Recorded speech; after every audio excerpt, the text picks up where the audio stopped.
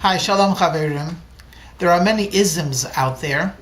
We seem to be going in cycles. There's all kinds of dominant messages.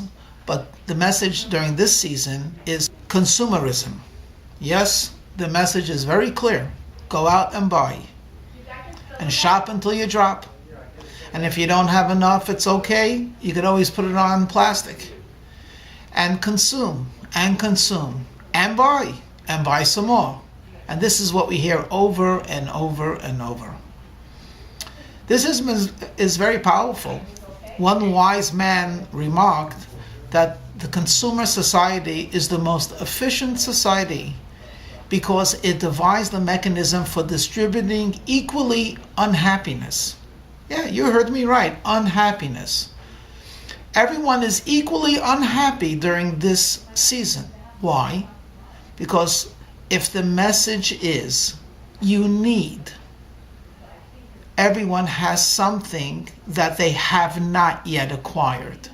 So instead of being reminded constantly of what we do have, and we should be grateful and thank God and the country and our parents and our society for all of the good, we're constantly reminded no person has everything, and there's always a better and a revised. So therefore, go out and get. Well, it's not a climate that creates wholesomeness and serenity. Together with this ism is another ism, which is also quite dominant, environmentalism. And one of the cornerstones of environmentalism is just opposite. We live in a world where resources are limited and dwindling, and essentially you have to be careful. If you don't need it, don't consume. Always think, do you really need it? If not, aren't you just wasting? As a matter of fact, recycle, reuse has the subtext, less is better. And even garbage is not garbage anymore. Everything should be used for something, so compost. Now, to tell you the truth, how to put these two isms together, I do not know.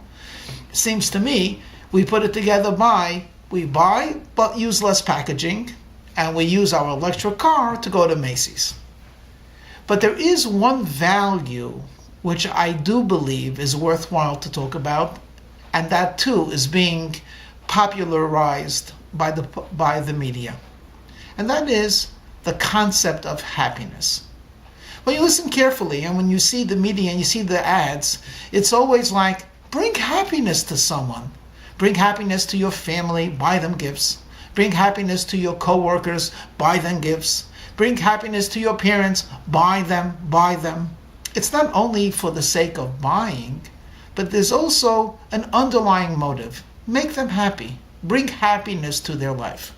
Now, I and you, I would both agree that happiness cannot be superimposed. You cannot make someone happy. And for that matter, you can't make someone unhappy. Because happiness essentially is a decision. If I decide to be happy, I will be happy with what I have. And if I decide to be happy, I will not allow you to irritate me. I will simply ignore you. If I decide to be unhappy, no matter what I buy, or no matter how much people cheer me up, I will still remain miserable. So we could agree with that. And yet, deep down, we want desperately to make someone else happy. And that's very rewarding for us. So if I asked you, to the typical parents, what do you want for your children? Almost always on top of the list is, I want my children to be happy. If you ask a devoted couple, married for 55 years, what do they want for each other? And they look, I just want Sam to be happy. I just want my spouse to be happy. If they're young, it's with a passion. I would do anything to make you happy. Ask devoted children, what do they really want for their parents? And again, all we want really is that they should be happy. Of course, happiness includes good health. It includes enough economics. But what we really are focusing on is happiness. Now, I think that is something very worthwhile. When we actually think about creating happiness, bringing happiness, you will see the closer that significant other is in your life, the more dominant that significant other is in your life, the more important it is to bring that person happiness. Now, I would like to offer something a bit outlandish, but something for you to ponder upon. Isn't God our most dominant factor? I mean, after all, as Jewish people, what we eat and how we eat, where we work and how we work, when we work, what we wear and how we wear, where we celebrate and how we celebrate, this is all based on, this is the will of God. Why not bring him some happiness? You say, what? God is perfect. He doesn't need happiness. And yet the Kabbalists and the mystics teach us that in a very, very powerful way, Jewish people, the creation of God, can bring pleasure to God. And they actually offer a wonderful parable. They say there was a mighty king who had gold and silver, tapestries and artistry. He had poetry and he had comedians. He had everything. And it was difficult to bring him happiness until someone brought him a parakeet. And every single time he was down in the dumps, the parakeet would begin to talk, and invariably the king would smile. Why? Because a bird does not talk. The fact that a bird could speak is so unusual that it causes the king who has everything to smile. Of course, to extrapolate to an infinite way, God has everything. And when he created man with all of his foibles and deficiencies. So man is selfish.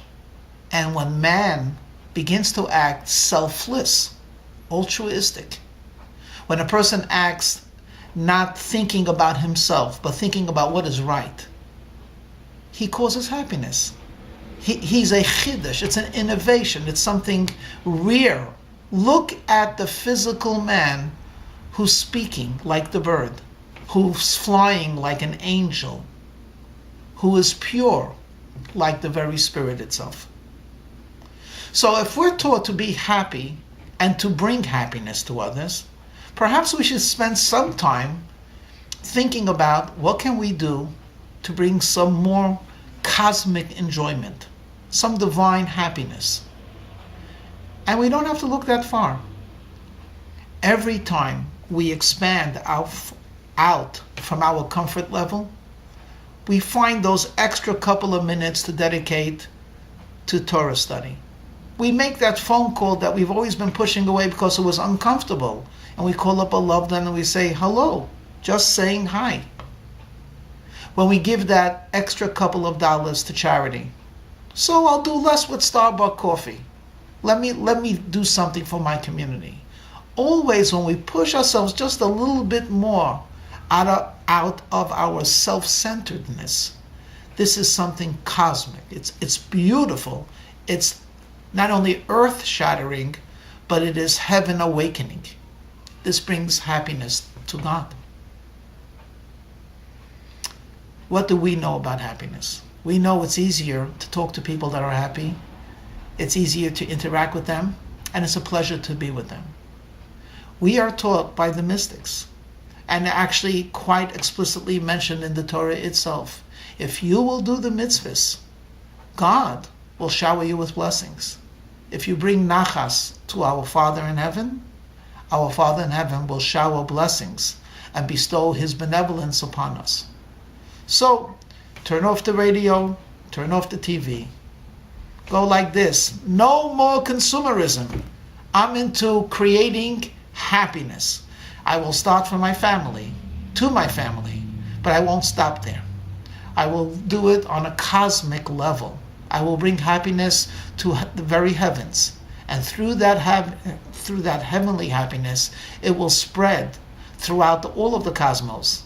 And the ripples will be felt on earth itself when it comes that wonderful divine promise that the Mashiach will come, and then there will be joy, jubilation, and only revealed happiness for all of mankind.